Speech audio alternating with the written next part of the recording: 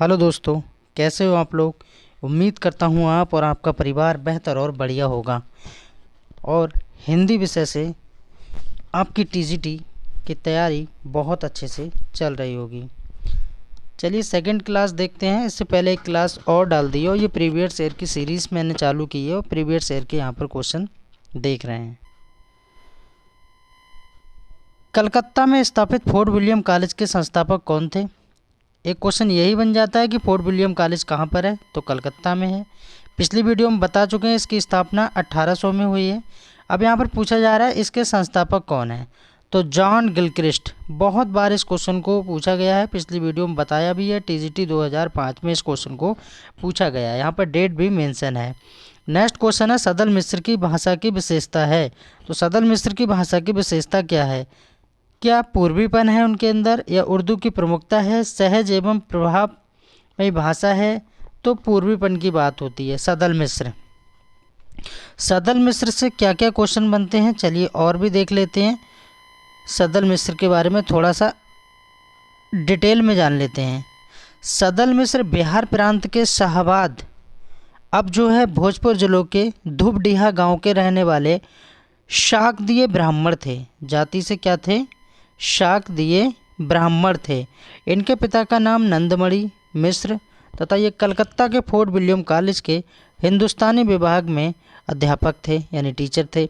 सदल मिश्र का प्रारंभिक खड़ी बोली गद्य लेखकों में विशेष महत्व है और इनके शब्द संगठन और वाक्य विन्यास दोनों में ही ब्रजभाषा, पूर्वीपन और बंगला, इन तीनों का प्रभाव स्पष्ट लक्षित होता है।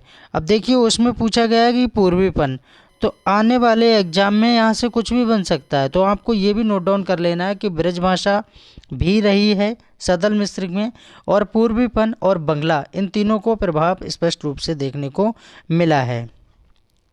नेक्स्ट पॉइंट देखते हैं। आधुनिक काल में जिस भाषा में हिंदी गद्य लिखा जा रहा था वह खड़ी बोली गद्य कहा जाता है। ठीक, आचार्य रामचंद्र शुक्ल ने खड़ी बोली गद्य का प्रारंभ अकबर के दरबारी कवि गंग द्वारा लिखित चंद छंद वर्णन की महिमा से माना है।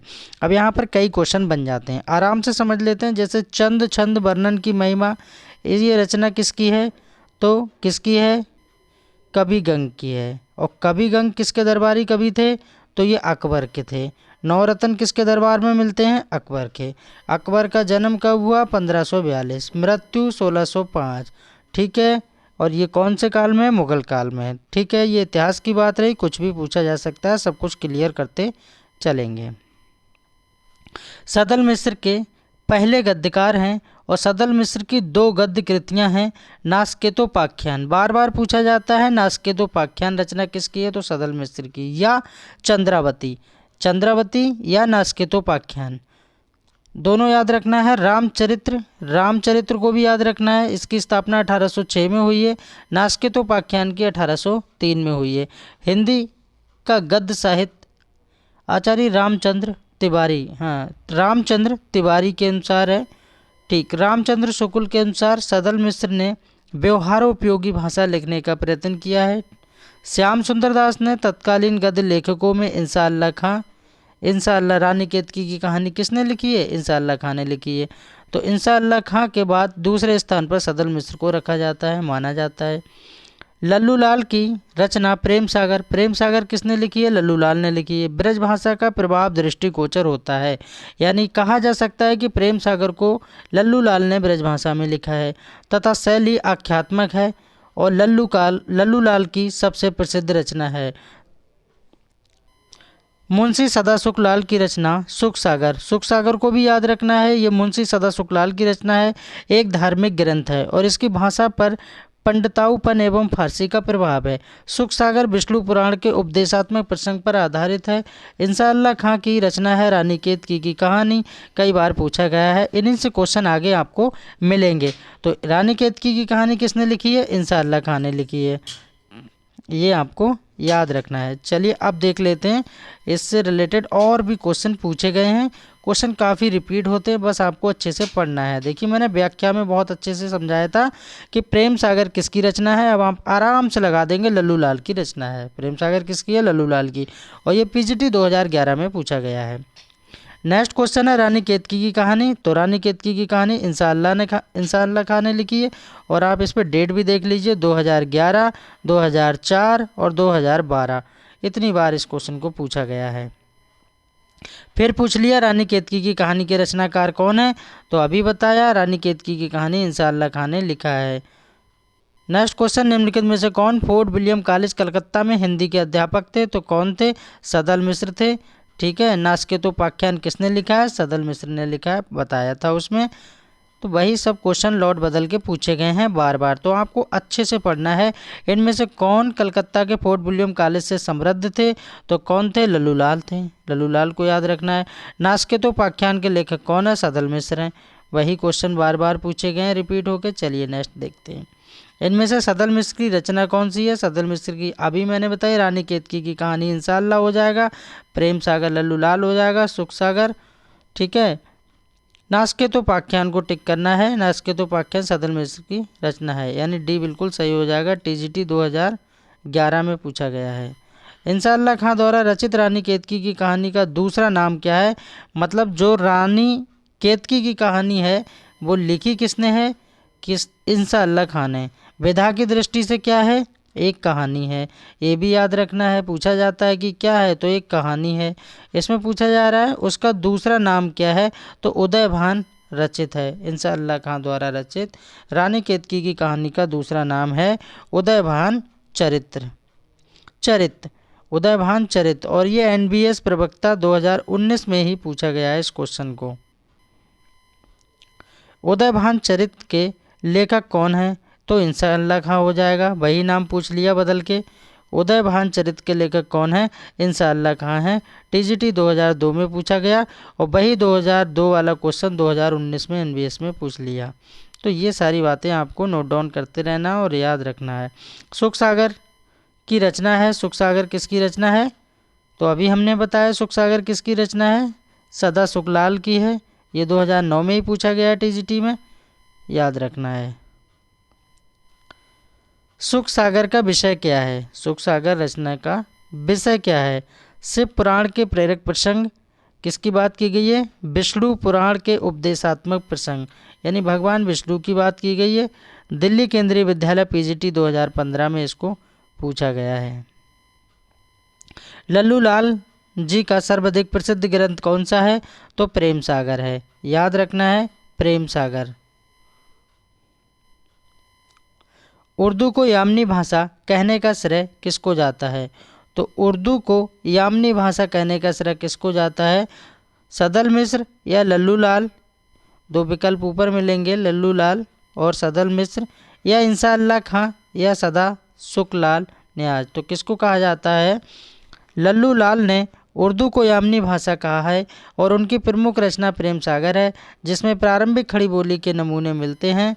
और लल्लू लाल कलकत्ता यानी कोलकाता में स्थापित फोर्ट विलियम कॉलेज भाषा में मुंशी के पद पर थे।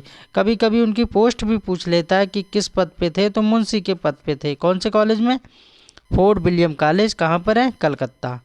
कौन सी रचना है, याद रखना है कौन सी रचना है, प्रेम सागर। किसने लिखी है, लल्लूलाल ने लिखी है। तो उर्दू को यामनी भाषा कहा जाता है, तो लल्लूलाल आंसर बिल्कुल ठीक हो जाएगा। भाषा योग वशिष्ठ के लेखक कौन है, भाषा योग वशिष्ठ के लेखक कौन है, तो यहाँ पर राम प्रसाद निरंजनी बिल्कुल सही हो जाएगा, याद रखना है। भाषा योग वशिष्ठ के लेखक राम प्रसाद निरंजनी है और ये ग्रंथ विक्रम संवत 1798 और सन 1741 में लिखा गया है। यानी हम कह सकते हैं कि भाषा योग वशिष्ठ को कब लिखा गया है, तो 1741 में लिखा गया है। इसे आचार्य रामचंद्र शुक्ल ने खड़ी बोली में लिखा गया बहुत साफ सुथरा ग्रंथ बताया है।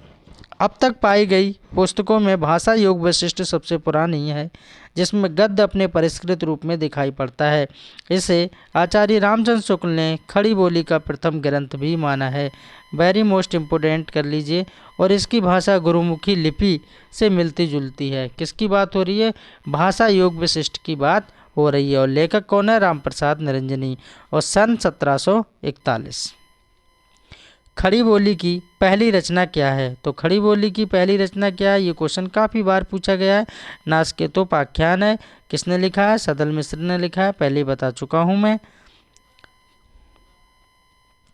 और देखते हैं कि केंद्रीय हिंदी निर्देशालय ने अपनी वेबसाइट पर हिंदी का उद्भव शीर्षक के अंतर्गत खड़ी बोली गद्य की पहली पुस्तक 1623 ईस्वी में जटमल के द्वारा लिखित, किसके द्वारा? जटमल के द्वारा गोरा बादल की कथा का उल्लेख किया है। ये भी पूछा जा सकता है कि गोरा बादल की कथा किसने लिखी है, तो जटमल ने लिखी है। कब लिखी है? 1623 यानी 1623 ईस्वी में लिखी है।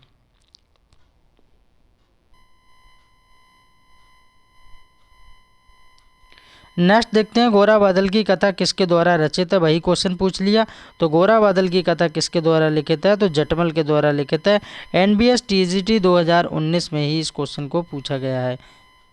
खड़ी बोली में जो खड़ी शब्द है उसका सर्वप्रथम प्रयोग किसने किया है?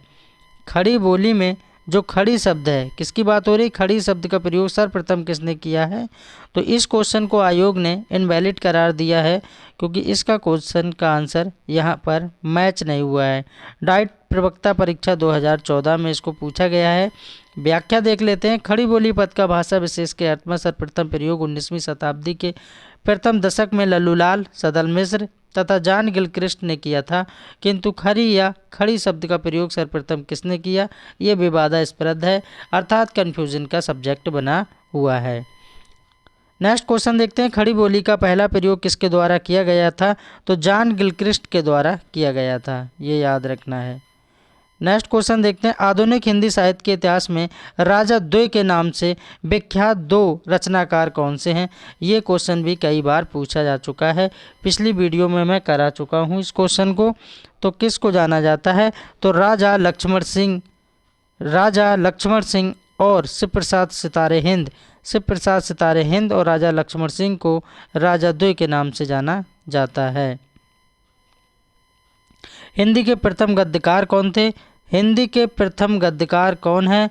तो लल्लू लाल को याद रखना है। हिंदी के प्रथम गद्यकार लल्लू लाल हैं। ढोला मालूरा दूल्हा में ढोला के पिता का क्या नाम है? ये उत्तर प्रदेश 50वीं असिस्टेंट प्रोफेसर परीक्षा 2021 में ही पूछा गया है। तो क्या हो जाएगा? राजा नल की कहानी सुनी होगी आप लोगों ने, ठीक है। ढोला नामक राजकुमार तथा मारू नामक राजकुमारी की प्रेम कथा का काव्य है, जिसमें ढोला के पिता का नाम राजा नल है और इस काव्य के मूल कवि कल्लोल हैं। तो ये कौन है मूल कवि? इसमें कल्लोल हैं तथा कालांतर में कुशल राय ने इसमें कुछ विस्तार किया है। नेक्स्ट क्वेश्चन है। रत्नाकर जोपम कथा पुस्तक का संबंध किससे है? तो वज्रयानी सिद्ध से इसका संबंध है। नेक्स्ट क्वेश्चन देखते हैं। हिंदी का प्रथम व्याकरण किस लिखने वाले विद्वान कौन है? हिंदी का इस क्वेश्चन पे IMP लगा लीजिए, बहुत ही अच्छा क्वेश्चन है, आ सकता है ये क्वेश्चन। IMP लगा लीजिए, क्वेश्चन आ सकता है। हिंदी का प्रथम व्याकरण लिखने वाले विद्वान कौन है? तो जोशुआ केटलर हैं। जोशुआ केटलर को याद रखना है। अब इससे मोस्ट इम्पोर्टेंट और भी क्वेश्चन देख लेते हैं, क्योंकि हम यहाँ पर प्रीवियस ईयर की सीरीज़ चालू की है हमने, और प्रीवियस ईयर के साथ साथ हम और भी क्वेश्चनों को डिस्कस करते जाएंगे। तो मूलतः डच भाषा के विद्वान थे, ये भी पूछा जा सकता है आने वाले एग्जामों में, शिफ्टों में हो सकता है आगे पूछा गया हो। तो ये किस भाषा के विद्वान थे? डच भाषा के विद्वान थे, ये याद रखना है। A grammar of Hindi language SH Kellogg ने लिखी है, याद रखना है, पुस्तक भी पूछी जाती है।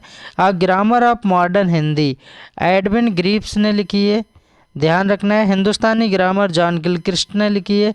हिंदी व्याकरण कामता प्रसाद गुरुजी ने लिखा है, और हिंदी कौमुदी अंबिका प्रसाद वाजपेयी ने लिखा है। और ब्रज भाषा का व्याकरण राष्ट्रभाषा का प्रथम व्याकरण किशोरी दास वाजपेयी ने लिखा है। ये सारी बातें आप नोट्स बनाइए और नोट डाउन कीजिए, ठीक है। और ये हमारी सेकेंड क्लास थी प्रीवियस ईयर की, और मैं लगातार आपको 5-6 अप्रैल तक लगातार वीडियो देता रहूँगा और प्रीवियस ईयर के ही सारे क्वेश्चन कराऊँगा, जिससे कि आपकी तैयारी अच्छी हो जाए, बेहतर हो जाए। अगर आप चैनल पे पहली बार आए हैं तो सभी से अनुरोध है, प्लीज़ चैनल को सब्सक्राइब करें और अपनी तैयारी को बेहतर बनाएं। जय हिंद, जय भारत।